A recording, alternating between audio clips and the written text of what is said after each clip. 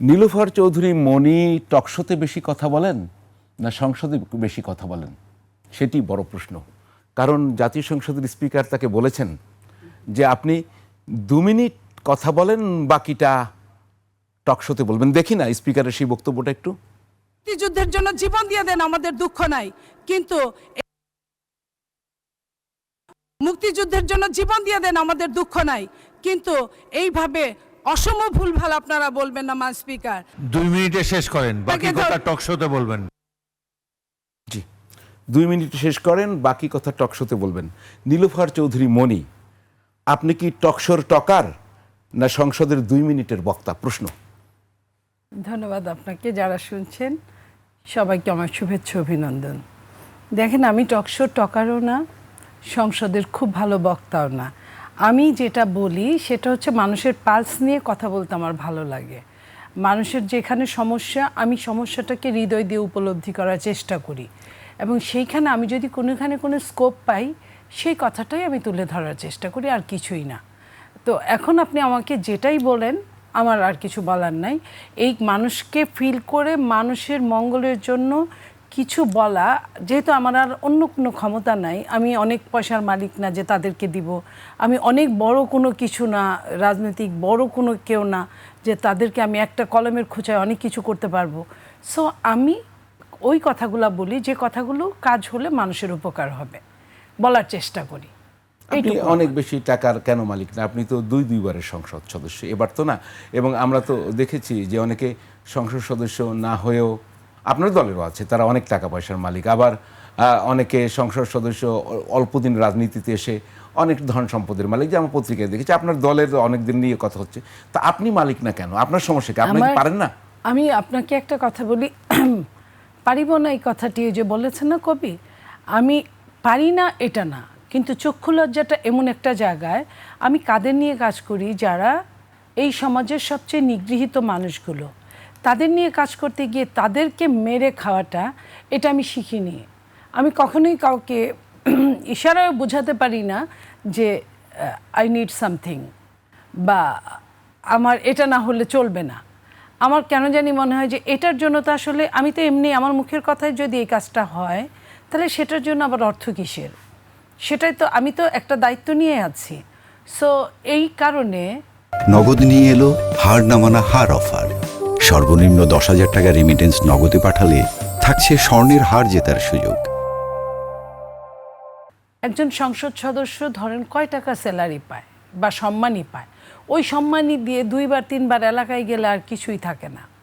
তো সেই জায়গা থেকে আমি বলতে চাই, আমার হিসেব মিলে না একজন সংসদ সদস্য এত পয়সার মালিক হয় কিভাবে। 2 বছর আমি অন্য কারো কথা জানি না, সরকারি দল বিরোধী দল বলতে পারবো না, আমার কথা কেউ বলতে পারবে না যে আমি কারো কাছ থেকে 4 আনা পয়সা তাকে চাপ দিয়ে নিয়েছি, বা তাকে আমি আমার নিডটা বুঝিয়েছি। আমার কাছে পয়সা না থাকলে আমার মনে হয় আপনার অফিস থেকে আমি হেঁটে হেঁটে যেতে পারবো। এটার জন্য বলবো না যে হারুন ভাই আমাকে 500টা টাকা দেন। সো তাহলে আমার পয়সাটা কিভাবে হবে? টাকা পয়সা তো আর হেঁটে হেঁটে আসে না, হাঁটার ব্যবস্থা করাতে হয়। আমার কেন জানি এই গুণটা একবারেই নাই। আমি এইখানে কি করতে পারি বলেন?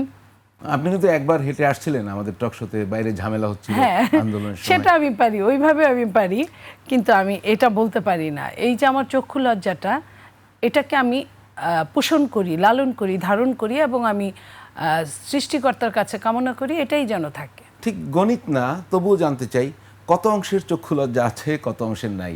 এই যে সরকারে আছেন, সরকারের বাইরে আছেন, মন্ত্রী আছেন, এমপি আছেন, আপনি তো দেখেন।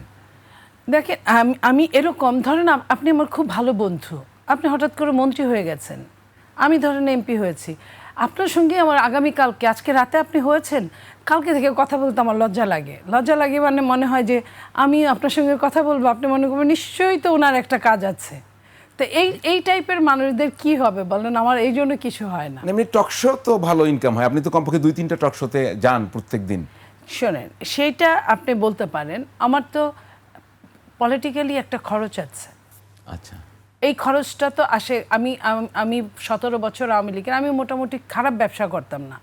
যখন আওয়ামী লীগ আসে নাই তার আগে আমি ওয়ার্ল্ড ব্যাংকের সাথে কাজ করেছি, মোটামুটি যা করেছি নিজের কাজ করে অবদানটা নিয়েই করেছি। কিন্তু তারপরে যখন আমি কিছুই এইসব আওয়ামী সরকারের অত্যাচারে করতে পারছিলাম না, তখন আমি এই যে আপনারা যেটা বলেন টকশো বা টকার বা যেটাই, এটাই আসলে এইখানে তো আপনার ওই ব্যবসাগুলো যখন বন্ধ হয়ে গেল তখন এটা আমার তো একটা খরচ লাগে। সেটা একজন দু কলম লেখাপড়া জানা নারী তার স্বামীর কাছে নিশ্চয়ই বলতে পারে না যে আমার হাত খরচটা দাও।